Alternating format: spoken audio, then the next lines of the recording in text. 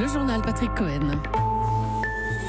À la une ce matin, la grande explication d'un des hommes les plus riches et les plus puissants de la planète, Mark Zuckerberg, le patron de Facebook, 5 heures sur le grill face aux sénateurs américains, excuses et promesses de protection des données, de nos données personnelles. Vous l'entendrez. Au 7e jour de grève, la direction d'Air France fait une nouvelle offre aux syndicats, 2% de hausse des salaires cette année et une reprise des négociations pour les années suivantes. Le conflit a déjà fait perdre 170 millions d'euros à la compagnie. Le PDG d'Air France, Jean-Marc Janaillac, viendra s'en expliquer dans Europe Matin à 8h15. À l'ONU, un 12e veto russe sur la Syrie. La France dénonce à nouveau l'impunité chimique. La Syrie où les troupes françaises sont déjà engagées pour protéger une ville kurde des assauts de l'armée turque. Gwendoline de Bono est l'envoyée spéciale d'Europe 1 sur place. Reportage à suivre, ce sera l'enquête de 8h. Dans ce journal, grogne et contestation en tout genre. Dans les facs, nous irons à Nancy. Dans les palais de justice, les avocats notamment mobilisés. Et à Notre-Dame-des-Landes, théâtre de heurts de plus en plus violents. Il y aura aussi des bonnes nouvelles. Les intentions d'embauche sont au plus haut, nous dira Nicolas Barré. Et puis une énorme surprise en Ligue des Champions, le Barça, balayé par l'AS Roma, 3 buts de retard, remonté au match retour. C'est un jeune homme de 33 ans qui s'affiche d'ordinaire en t-shirt, jean et basket, mais qui pour l'occasion s'était déguisé comme ceux qui lui faisaient face, c'est-à-dire en costume cravate, tous habillés comme l'ancien monde pour écouter le symbole du nouveau monde. Mark Zuckerberg, l'homme 2 milliards d'utilisateurs et qui a reconnu devant les sénateurs américains qu'il avait le contrôle total des informations, c'est-à-dire de toutes nos données personnelles. Est-ce vrai que vous avez le contrôle entier de ces informations? Eh bien, sénatrice, c'est comme ça que fonctionne le service. C'est le noyau de Facebook avec tous nos services, WhatsApp, Instagram, Messenger. Mark Zuckerberg, le patron de Facebook, d'ordinaire peu à l'aise en public, ce qui a aiguisé encore davantage la curiosité pour ce grand oral. Il s'en est plutôt bien sorti, Chanel Petit. Oui, la preuve, l'action Facebook a gagné plus de 4% à l'issue de son audition. Il faut dire que Mark Zuckerberg l'avait préparé des heures avec une équipe d'experts, des cours d'humilité et même des cours de charme. En bon élève, il a donc attaqué son discours par des excuses. Nous n'avons pas fait assez pour protéger ces outils des usages malicieux comme les fake news, l'interférence dans les élections ou les discours de haine. C'était une grosse erreur. Je suis désolé. J'ai créé Facebook, je le dirige, je suis responsable de ce qui se passe. Suivent ensuite 3 heures de questions-réponses avec les sénateurs. On lui demande souvent des détails sur l'usage des données. Mark Zuckerberg garde son calme, campe sur ses positions et en cas de difficulté, ne répond pas. Combien de temps gardez-vous les données des utilisateurs? Désolé, je n'ai pas la réponse là à l'instant, mais je peux chercher ou demander à mon équipe de chercher. Pensez-vous que Palantir a inspiré Cambridge Analytica? Sénatrice, je ne sais pas. Pensez-vous que Palantir a déjà récupéré des données sur Facebook? Sénatrice, je ne suis pas au courant de ça. Parfois beaucoup plus à l'aise, le patron de Facebook s'autorise aussi quelques sarcasmes. Un sénateur démocrate le recadre. Est-ce que vous seriez d'accord pour nous dire dans quel hôtel vous avez dormi hier? Non. Si vous avez envoyé des messages cette semaine, vous seriez d'accord pour nous dire à qui? Non, je ne serais pas OK pour le faire ici publiquement. Je pense que c'est de ça qu'il s'agit. La limite de votre vie privée est ce que vous êtes prêt à donner pour connecter les gens dans le monde. Alors sur ce coup-là, le milliardaire ne trouve pas de pirouette. Il promet simplement de passer au crible des dizaines de milliers d'applications. Et il l'assure, elles seront bannies de la plateforme si Facebook y trouve des activités malveillantes. C'est une belle démonstration. Merci à vous, Chanel Petit. L'exercice recommence tout à l'heure devant les représentants américains. Europe 1, 8h04. En France, des conflits en tout genre. L'un des points chauds étant l'agitation étudiante, même si la ministre Frédérique Vidal minimise ce matin dans les colonnes de l'opinion. Le blocage concerne moins de 3% du système universitaire, dit-elle. Il n'empêche, la tension persiste dans une quinzaine au moins de facultés. Arthur Mbaché, vous êtes à Nancy sur le campus Lettres et Sciences Humaines, dont le président d'université n'exclut pas l'évacuation par la force. Et les étudiants en lutte se réveillent, sortent de leur sac de couchage dans la salle rebaptisée Mai 68, ici ce matin sur le campus. Tout surpris, étonnés d'avoir pu dormir jusqu'à maintenant, puisque les CRS ne sont pas venus. Les bloqueurs, ils sont une petite centaine, se sont relayés toute la nuit, guettant l'arrivée des forces de l'ordre. C'est ce qu'ils craignent depuis le communiqué de la présidence de l'université hier soir, qui annonce la fermeture administrative imminente du campus. Autrement dit, on ferme tout et expulsion des opposants. De quoi crisper encore un peu plus les étudiants en lutte qui ne parlent à la presse dorénavant que par communiqué interposé. Cette ultime décision a pour but de mettre fin à notre mouvement pacifiste, nous privant de nos lieux de réunion et d'échange, ce qui constitue une censure. Nous appelons à la mobilisation de tous les soutiens possibles à Nancy, mais aussi dans toutes les autres facs mobilisées. Alors, en théorie, les cours et les partiels devaient reprendre ce matin suite à la victoire du déblocage à la consultation en ligne de lundi, mais la présidence de l'université estime qu'il y a un risque majeur de confrontation entre étudiants. Donc, cette fermeture administrative imminente, plus dépôt de plaintes contre des bloqueurs pour dégradation et pour insultes, et pour tenter de contourner le mouvement, organisation des partiels aux dates prévues sur d'autres sites de l'université de Lorraine. Arthur Mbaché en direct de Nancy pour Europe 1. À Notre-Dame-des-Landes, reprise des opérations d'expulsion il y a un peu plus d'une heure. Les zadistes ont monté des barricades impressionnantes dans la nuit. Ils sont plus nombreux qu'hier.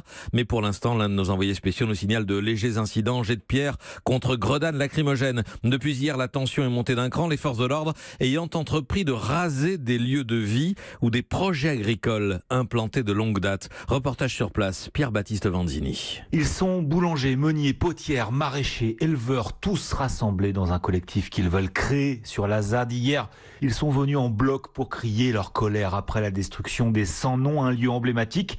Sarah a dans les bras le corps d'un agneau qu'elle élevait là-bas, mort dans la nuit. Ils ont choisi la violence, ils ont choisi de détruire ce qu'on a créé, ils ont tué des animaux. Et clairement, c'est eux qui interrompent le dialogue, alors qu'on était, nous, dans une logique de dialogue apaisé, tous ensemble avec la délégation. Hier encore, ils défendaient tous corps et âme ce projet collectif qu'ils rêvent de voir aboutir, comme Willem, qui est paysan sur la ZAD. Si on n'a plus de collectif en agricole, c'est ce qui se passe dans la plupart des campagnes, c'est l'individualisme. Manger la ferme du voisin, être toujours plus seul, avec une ferme toujours plus grande. Sur ma commune, il y en a un certain nombre d'agriculteurs qui se suicident parce que c'est l'isolement de plus en plus, on est tout seul dans sa ferme, face à ces difficultés.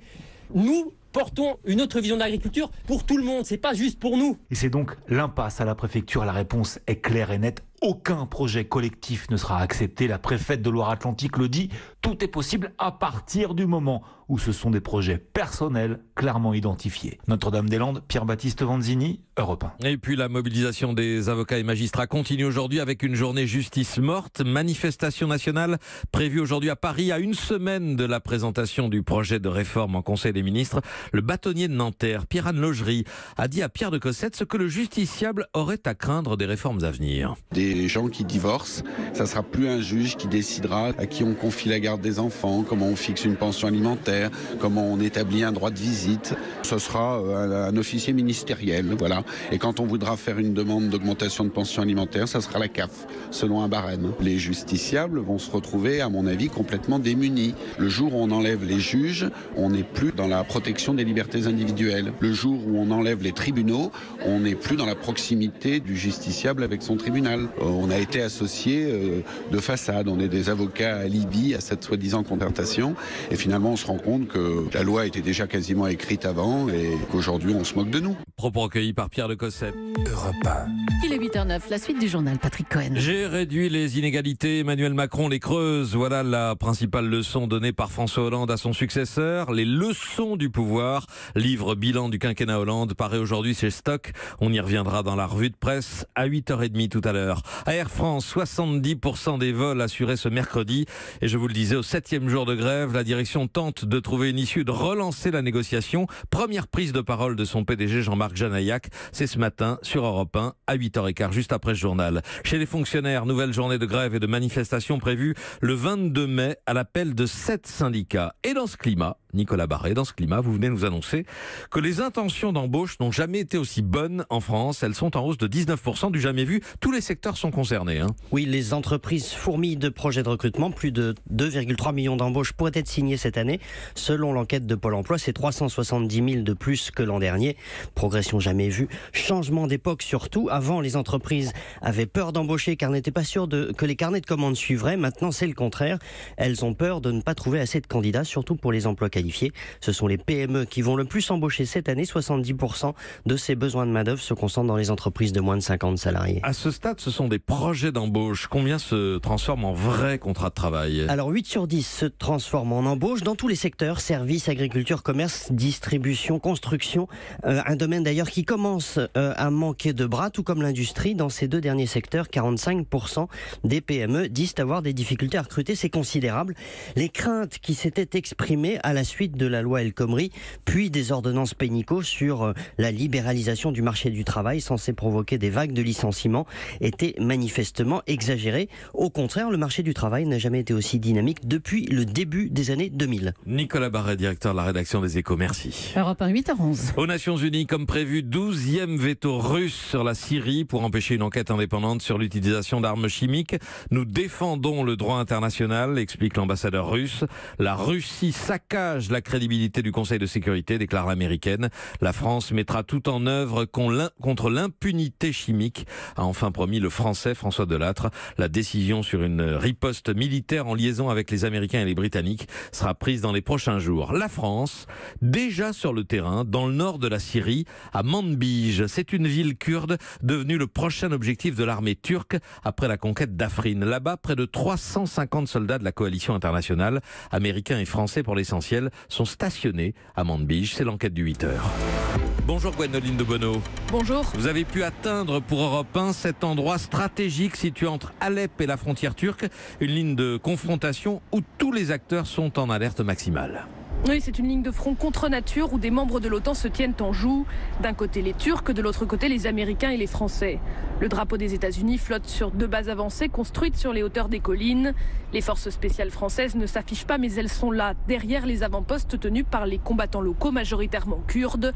Depuis l'interstice entre les sacs de sable, Ahmed aperçoit les positions turques et celles de leurs supplétifs rebelles.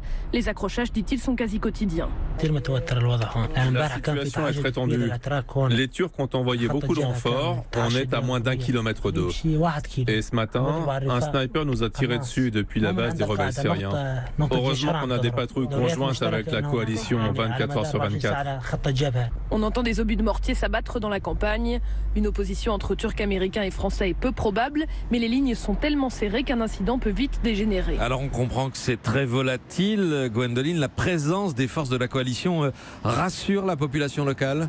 Oui, si les Français sont discrets, les Américains, eux, patrouillent en ville. Dans la rue principale, 3 imposants véhicules blindés couleur sable sont garés devant un restaurant. Un groupe de soldats américains plaisante avec les clients en attendant leur sandwich. Ça fait une dizaine de jours qu'on les voit et je m'en réjouis. On a de bonnes relations, ils nous protègent dans cette période d'incertitude. Il y a une grande peur de voir une offensive comme celle d'Afrin se reproduire ici. Dans cette ville qui a été contrôlée par l'État islamique, la présence de la coalition rassure. Qu'ils soient arabes ou kurdes, les habitants la considèrent comme un rempart face à l'arrivée d'un énième nouvel occupant. Pour autant, vous l'avez constaté, les Kurdes gardent en mémoire l'opération turque contre la ville d'Afrin en janvier dernier. C'est un vrai traumatisme qui laisse des traces dans leur rapport avec la coalition. Non, et c'est frappant dans le discours de Mohamed Abou Adel. C'est le chef du conseil militaire de Manbij. Ces hommes ont libéré la ville de l'État islamique aux côtés de la coalition. Et c'est toujours avec lui que parlent les troupes américaines et françaises ici. S'il reconnaît l'importance de leur soutien, il semble ne pas se faire d'illusions sur sa durée. Qu'est-ce qu'on doit penser? À Afrin, il y a eu des centaines de civils tués et personne n'a rien dit. La coalition internationale, ce n'est pas qu'un pays, il y a beaucoup d'États qui en font partie. Chaque pays a ses propres intérêts et c'est cela qui prime. Donc on ne sait pas ce qui peut se passer pour nous demain, il vaut mieux compter sur nous-mêmes que sur les autres. Regardez, il y a quelques jours, Trump a déclaré que les Américains allaient partir de Syrie pour changer complètement d'avis tout de suite après. Une incertitude qui profite à l'État islamique. Ici, dit-il, les djihadistes ne sont pas encore vaincus, mais désormais, nous restons concentrés face aux Turcs sur la protection de nos villages. Le reportage de Gwendoline de Bono, l'envoyé spécial d'Europe 1 à Manbij, au nord de la Syrie, pour Europe Matin. Le football à présent avec la Liesse, cette nuit dans les rues de Rome. Vous l'entendez, les supporters sont sortis par centaines pour fêter leurs joueurs de l'AS Roma, auteur hier soir d'un exploit majuscule, l'élimination du Grand Barça en quart de finale retour de Ligue des Champions. Victoire 3-0, après pourtant une défaite 4-1 la semaine dernière au match aller en Catalogne. Ça a même valu au président du club un petit bain dans une fontaine de la ville, à Rome, évidemment. C'est la Dolce Vita. Europe 1.